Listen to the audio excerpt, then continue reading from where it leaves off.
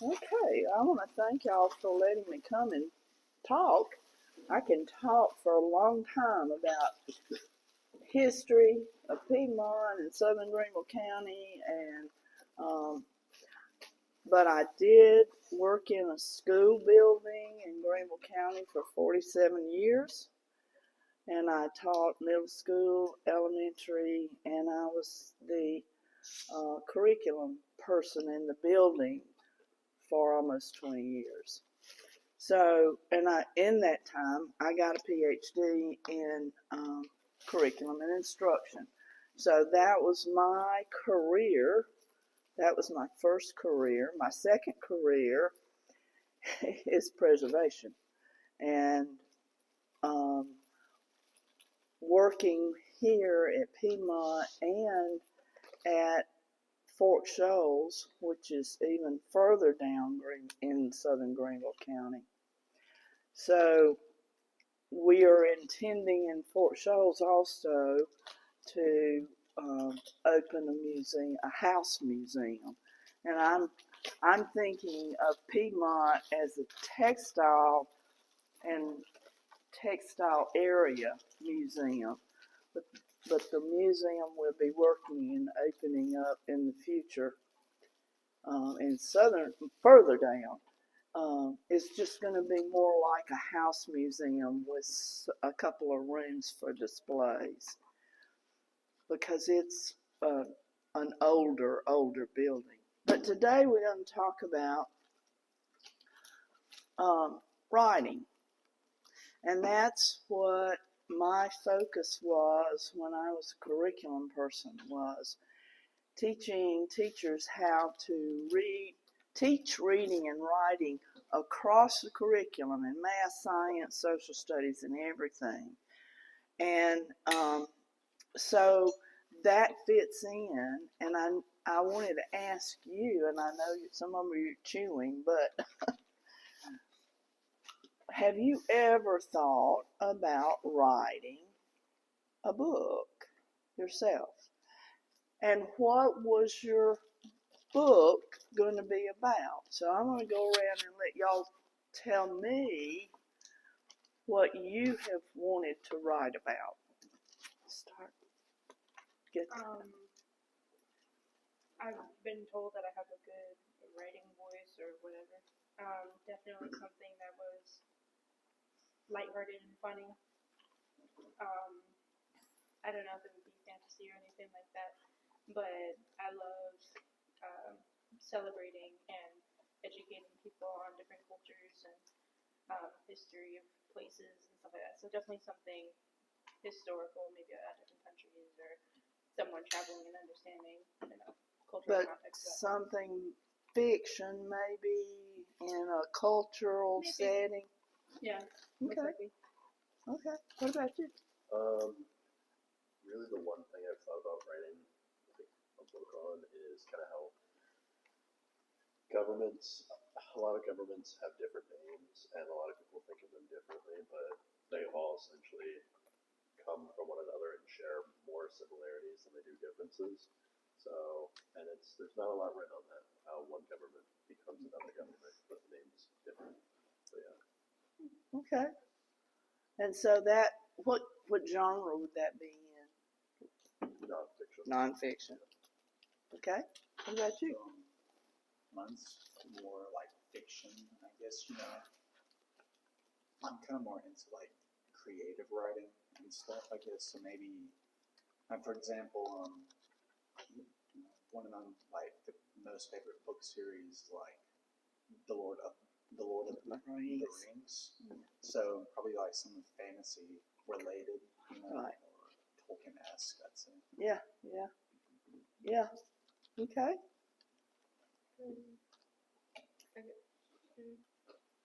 I guess I've always like writing fantasy or something like along those lines. Historical fiction. Okay. And anything that you would focus on? Monarchies. Okay. Okay. Interesting. Okay. How about Ava? I would, if I did write, I think it'd be nonfiction. And I think the thing I could write the most about would either be the early crusades, like first through fifth, or the like Eastern European satellite countries of Okay. Russia. Okay, I've been to Russia, and it's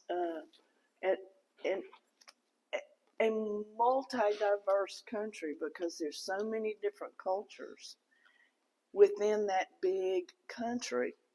And yeah, studying something in Russia would be interesting, and reading about Russia is interesting. So there are so many choices to write about. And I know when I was in your position back when I was in college, I had to take a course, and it was called Composition by Logic. So it covered composition in various genres, but they had to be kind of logically formed in how you would put it together. And the first paper that I turned in, I got it back, and I was the only one in class that made a B. Everybody else did lower than that. But the teacher wrote on the paper,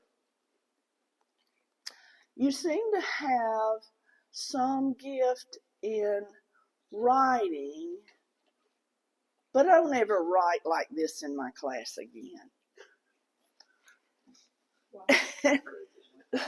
So from then on, I started making D's because I could not fit her framework. So if somebody ever tells you that, just ignore them, because you have your own voice, and you should be able to use your own voice and develop your own voice. And you don't have to fit in a framework. Have any of you read anything by Cormac McCarthy? He died just a couple of years ago. Very famous. He wrote in the Southwest. It's all historical fiction, kind of. But I can remember I was shocked when I first read his works, because he decided he wasn't going to use any punctuation in contracted words unless the word, when you contracted it, was going to be another word, like the word weed, like we, W-E apostrophe D, would turn, if you took the apostrophe out, it'd become wed. So he would put an apostrophe in that word, but no other contractions hardly got an apostrophe. Haven't, hadn't. You know, those words just didn't have a punctuation mark. And at first it shocked me, and I thought, well, you know, if I didn't have to put all those apostrophes in when I type, it would sure be a whole lot easier. He's a very famous author. So he, you know, did not march to everybody else's drum, though. So you don't have to do that. And I suggest you start writing short pieces early. Now, I write for a little newspaper. It's a monthly thing. And that gets you flowing. That gives you some ideas to include. And some of the authors that I have known and worked with will write short pieces like that and then combine them into a book, so that you can have you have a collection of your writing over time that you can eventually put into a book.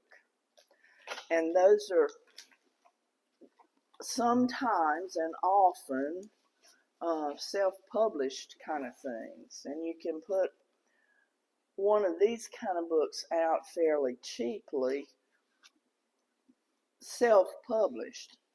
And they're not terribly expensive, but after you have gotten to where you are working in a position and you have some authority in your position, then you need to start thinking about putting a book together that somebody else publishes. And one of the easiest ones is to go with something from Arcadia Publishing in Charleston. And one of the reasons you would want to do that is because they don't charge you anything. You have to put no money up front. All you have to do is make a contract with them that you will produce the book. They kind of have a format you have to go by. Most of their stuff is nonfiction, local history pieces. Like this one is about 11 years old. We did Piedmont about 11 years ago. I put it together, but it was done by a group so that we pulled in various people to come up with the photographs and write the text at the bottom of the photographs. Now that is the typical format, but it's an easy start for you. Something with lots of pictures, something that gives a little bit of history. And then I moved on to this one, which is, and all of these for me have been fundraisers. They have not been to any monetary advantage to me. You get 7% of each book. $22, you get 7%. It's not a big profit, but for us, if we buy the books at the author's cost, which is typically half price of the book, then you get to resell it for full price. So you're making $10 instead of 70 cents. So that's what we have done with the Piedmont book, the Fort Shoals book, and with this one. And this one, the Fort Shoals group has made over $10,000 on this book that we wrote, Jim Scott and I wrote. And it has pictures, but it's more text than pictures. And this is from the History Press. But Arcadia, the same company, gives you the same kind of deal. You don't pay them anything up front. So that's a good thing to know, that there are companies that do that. This kind of book was a self-published from somebody here in Piedmont from these two folks. And I don't know that they made a whole lot of money, and they bought a whole lot of books that we wound up having to just give away. So now when they self-publish though, you can get small. You have to pay a setup fee and you have to pay a smaller amount. but they can self-publish 10 or 2 once it's done. But if you want to be professional about it, then you go to the South Carolina Press or you go to some other publishing company and hope that you can become a full-time writer. But always be aware that that's a few and far between people that get to that point. But writing, and this was done by a professor at the University of Georgia, and it's a collection of stories and legends of people in Georgia. So he interviewed, he videoed, and then he transferred what he learned from the people. And if you're in that kind of a job, you can do something like that over time. He became well known for his works in that area.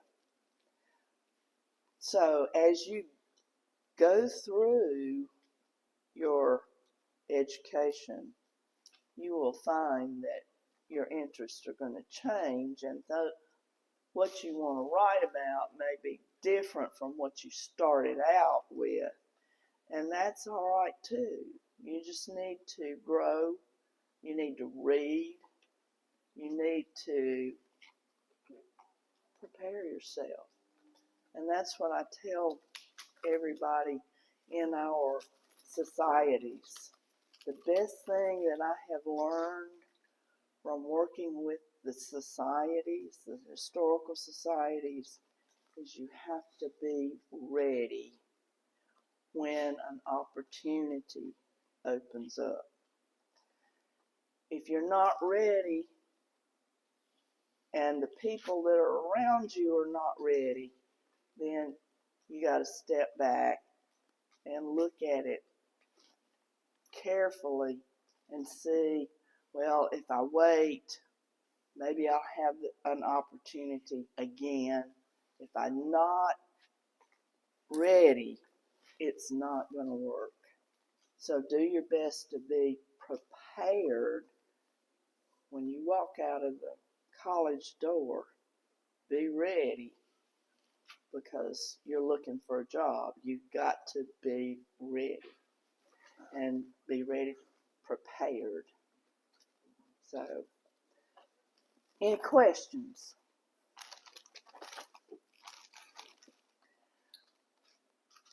Oftentimes, somebody will ask me that question, and I'll say, I don't know enough about it to ask questions yet.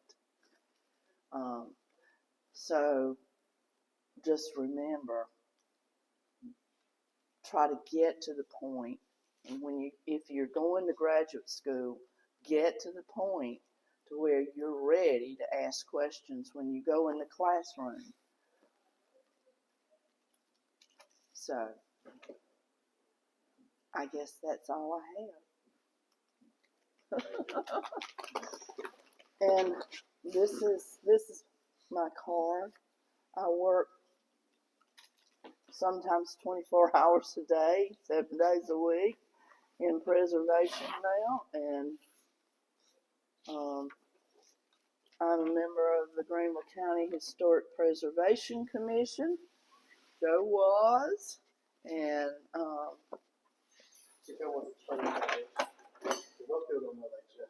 right, it's a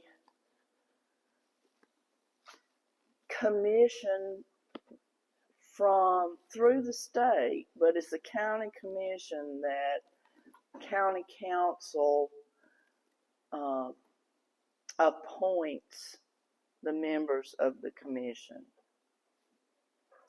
And we are responsible for preservation activities going on in Greenville County in the unincorporated areas.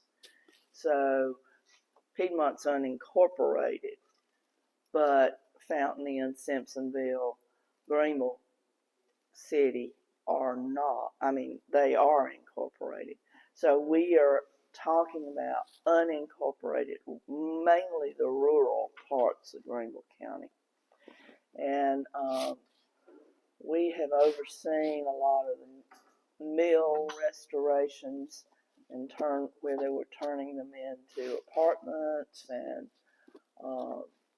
Judson Mill is full of all kinds of things, climbing walls and restaurants and all, but we watched those. We helped the state SHPO office, the State Historical Preservation Office, oversee all of that money tax money that they allow for restorations. We help with graveyards, we help with,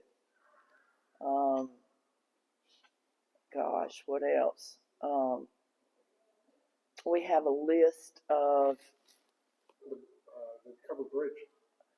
right, we have a list of historic sites that are protected by Greenville County, like Campbell's Covered Bridge and Poinsett Bridge, but a lot of houses too, and other structures.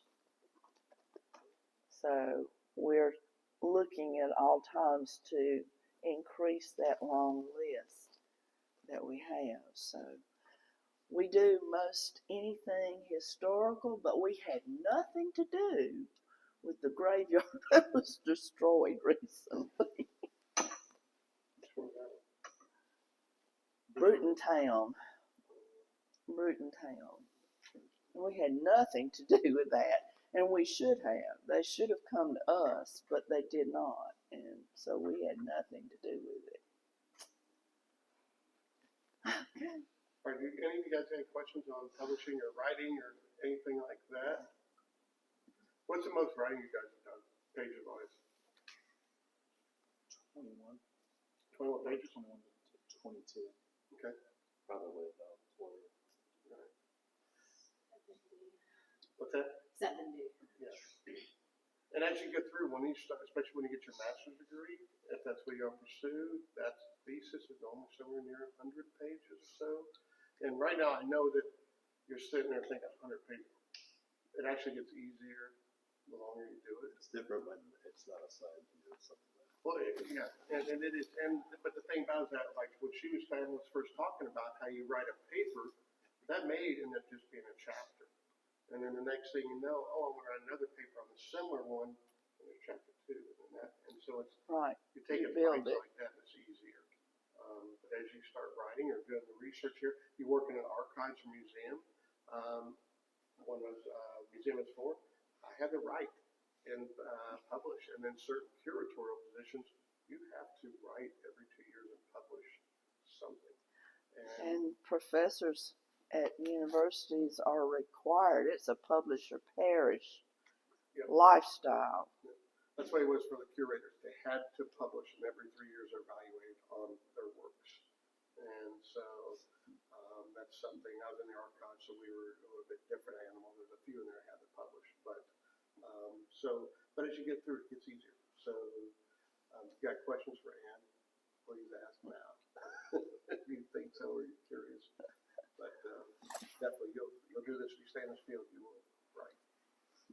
And I'll be around, so in and out. Well, and I'll put your email online for this online students. Good. You might see emails coming from them. now that email is not my email anymore, so I'll send out the correct one. yeah, please do, because that I'll was send my out to you guys also if you got when questions I was later. working at Greenville County. But and next week, Larry Conant will be here to talk about researching deeds and so forth. He's amazing. And think about that, because that's another one for the research. A lot of times we're researching properties or places. You get the old maps, and it's really difficult to understand. And then Larry is awesome at That's the guy that plots them and stuff. it. Yeah, he Yes. plot maps, and he can figure out exactly where they are. So if you've got questions about it because in your future, you stay in this field or a similar field like within history, you'll need that type of skill set and have someone to tell you that. He's the first person I've ever seen that actually knows that type of stuff well. So that's great. Anything else?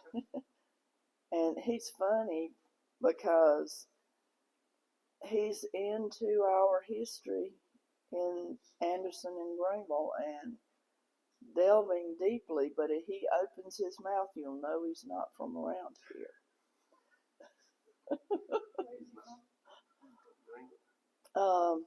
Connecticut, but he's a great guy. All right. Thank you, Anne, very Thank much. you.